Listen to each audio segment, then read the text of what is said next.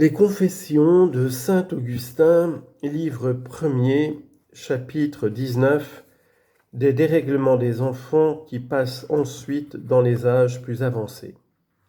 Je commençais dès lors, mon Dieu, à entrer insensiblement dans tous ces désordres. Mon esprit recevait déjà toutes les semences qui devaient produire un jour ces fruits malheureux. Craignant beaucoup plus de faire une faute contre la grammaire que je n'avais soin, après l'avoir faite, de ne concevoir pas de jalousie contre ceux qui n'en faisaient pas.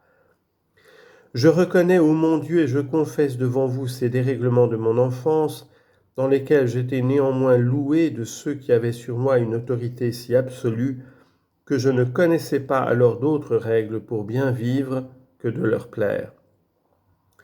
Car je ne voyais pas cet abîme d'ordure et de puanteur où je m'étais si misérablement plongé en m'éloignant de votre présence. Et n'y avait-il alors rien de plus impur et de plus corrompu que moi, puisque, encore que ces personnes fussent si peu réglées, je ne laissais pas de les offenser par mes dérèglements.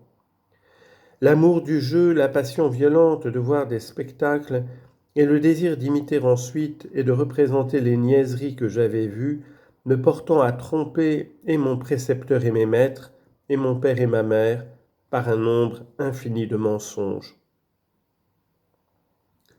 Je prenais aussi, ou plutôt je dérobais plusieurs choses au logis, et dessus la table de mon père, ou pour satisfaire l'intempérance de ma bouche, ou pour avoir de quoi donner aux enfants qui me vendaient le plaisir que je prenais de jouer avec eux, quoique eux-mêmes n'y en prissent pas moins que moi. Et souvent, lorsque nous jouions ensemble, j'usais de surprise et de tromperie pour remporter le prix, et comme une espèce de victoire dans ces jeux, quand j'étais possédé du vain désir d'avoir toujours l'avantage au-dessus des autres. Et cependant, les voulant bien tromper de la sorte, je ne voulais nullement souffrir qu'ils me trompassent de même. Je criais contre eux et les accablais de reproches et d'injures lorsque je les y avais surpris, et quand ils m'y surprenaient, je me mettais en colère au lieu de céder. Est-ce là cette prétendue innocence des enfants ? Il n'y en a point en eux, Seigneur, il n'y en a point, mon Dieu, et je vous demande pardon encore aujourd'hui d'avoir été du nombre de ces innocents. Car c'est cette même et cette première corruption de leur esprit et de leur cœur qui passe ensuite dans tout le reste de leur vie. Tels qu'ils ont été à l'égard de leurs précepteurs et de leurs maîtres, ils le sont à l'égard des rois et des magistrats. Après avoir commis de petites injustices pour avoir des noix, des balles et des moineaux, ils en commettent de grandes pour amasser de l'argent, pour acquérir de belles maisons et pour avoir un grand nombre de serviteurs. Leur dérèglement croît avec l'âge, comme les grands supplices que les lois ordonnent succèdent aux légères peines des enfants. Et ainsi, mon Dieu et mon roi, lorsque vous avez dit dans l'Évangile que le royaume du ciel est pour ceux qui ressembleront aux enfants, vous n'avez pas proposé l'innocence de leur esprit pour un modèle de vertu, mais seulement la petitesse de leur corps comme l'image de l'humilité. Chapitre 20. Il rend grâce à Dieu des biens qu'il avait reçus de lui dans son enfance. Cependant, mon Dieu, je vous rends grâce à vous qui avez créé l'univers par votre bonté toute-puissante et qui le gouvernez par votre admirable sagesse. Je vous rends grâce, Seigneur, et je reconnais que je vous serais infiniment obligé quand vous ne m'auriez donné autre chose que ce que nous avons dans notre enfance.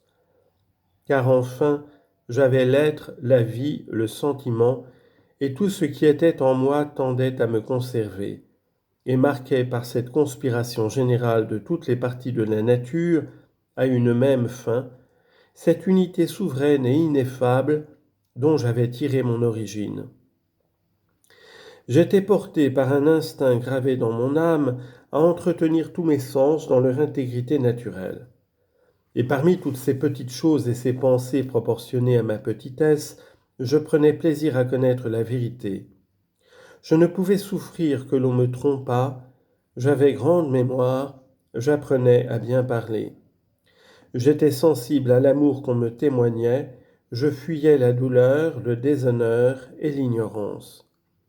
Qu'y a-t-il dans une telle créature qui ne soit digne d'admiration et de louange?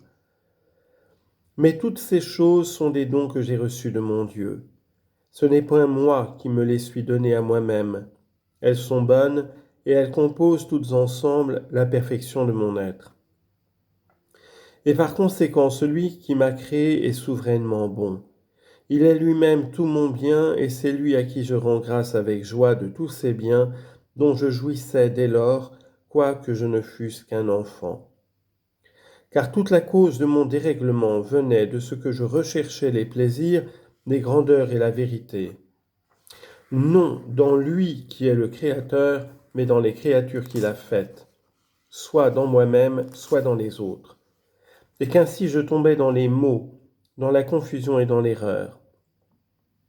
Je vous rends grâce, ô mon Dieu, qui êtes seul, toutes mes délices, toute ma gloire et tout mon appui. Je vous rends grâce de tous vos dons, mais conservez-les-moi, s'il vous plaît, comme il vous a plu de me les donner, car c'est ainsi que vous me conservez moi-même. Que tous les biens que vous avez renfermés en moi croîtront et se perfectionneront de plus en plus, et que je vivrai en assurance avec vous, après avoir reçu l'être et la vie de vous.